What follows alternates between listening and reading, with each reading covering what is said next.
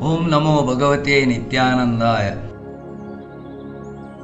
Embrace the power of vision, not the crutches. Talking about existing and future yogis and sannyasis, Bhagavan Nityananda said, Sadguru can grant you vision, but the blind ask for a crutch, not the vision itself. Their attachment is with the crutch. They are not wise enough to use vision. They find satisfaction in possessing the crutch. Hence, business-minded guru or sannyasi gives only a crutch. He will be surrounded by foolish blind people. Such gurus too need a foolish mass. In a group of blind people, a lame person will be a guru.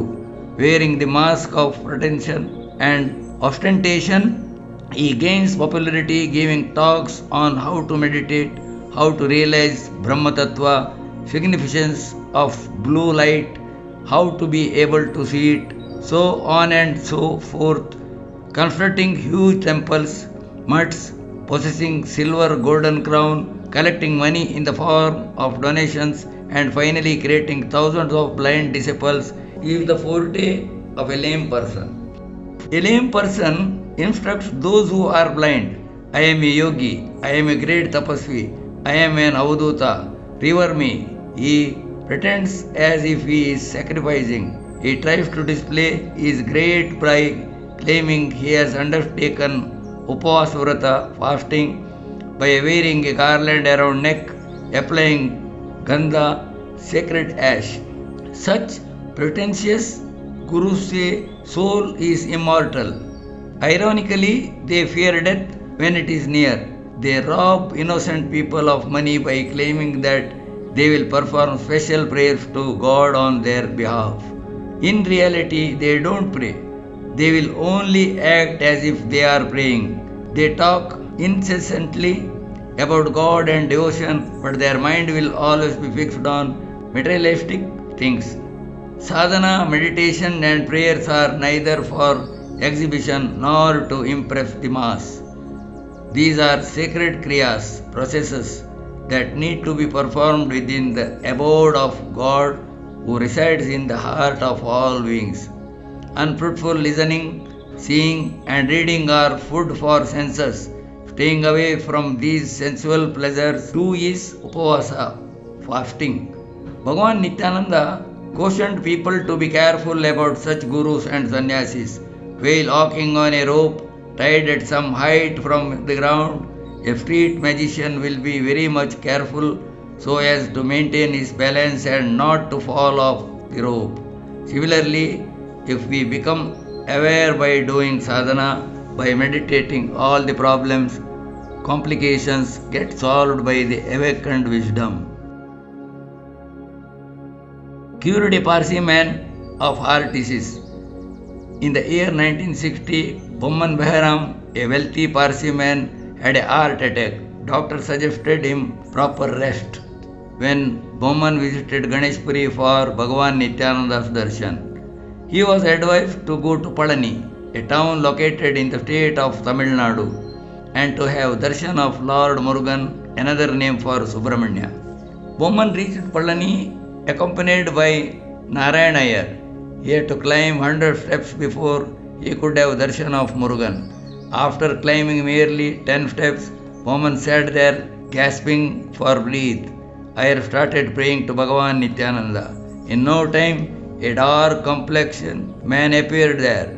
He was singing songs of Murugan composed in Tamil, played the violin. After listening to a couple of songs sung by that man, Bomman's condition improved. He gave him 10 rupees, pleased by his songs.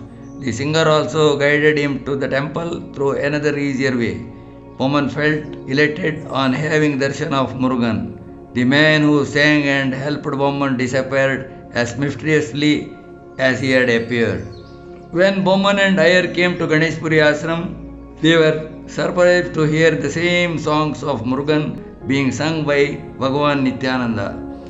Bomman realized that it was none other than Nityananda Bhagavan who took care of him in Palani. Bomman has constructed a beautiful museum in Ganeshpuri.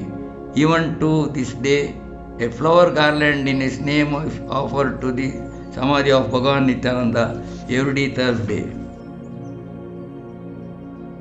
Pre-death Shraddha.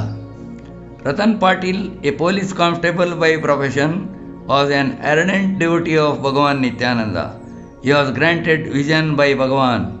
One night in the month of July in 1959, Bhagavan appeared in his dream and instructed him to visit Ganesh Puri on Guru Purnima. He also told him to bring rice, dal, onion, potato, pumpkin and other vegetables. Following his order obediently, Ratan went to Ganesh Puri accompanied by a few of his friends. Bhagavan Nityananda sent all the grocery to kitchen and a meal was served to everyone present there in the name of Ratan Patil. Ratan didn't understand why Bhagavan asked only him all to get the ingredients for meal. Ratan Patil returned to his home and within 2 days breathed his last. Did Bhagavan perform Ratan's Shraddha, a post-death ritual, while he was alive? Did he know in advance of his devotee's death? Merciful Bhagavan. The village head Patel of Kapu, a small town near Udupi, had one and only son who was roaming with Bhagavan Nityananda. Patel was worried thinking that his son was wasting his precious time in the company of Nityananda. He hired a couple of Muslims to kill Nityananda by paying them 4,000 rupees. When Bhagavan Nityananda came to a junction near Krishna Mutt, two men lifted their sharp weapons. People witnessing this scene were scared of what might follow and started screaming. The wicked hands which lifted the weapon froze in mid-air and could not even move an inch. The Muslim men were horrified and begged Bhagavan Nityananda for forgiveness. Only when Bhagavan touched them with his divine hand did the deadly weapons fall from their hands. Police arrested them and filed a criminal case against them. Since the culprits were ashamed of their act and had apologized, Bhagavan Nityananda asked the police to release them, but when they didn't agree, he fasted for 3 days to pressurize the police. Finally, the convicts were fined 3,000 rupees before they were relieved from the jail. Patel and the Muslim men became devotees of Bhagavan Nityananda for the rest of their lives. Namo Nityananda.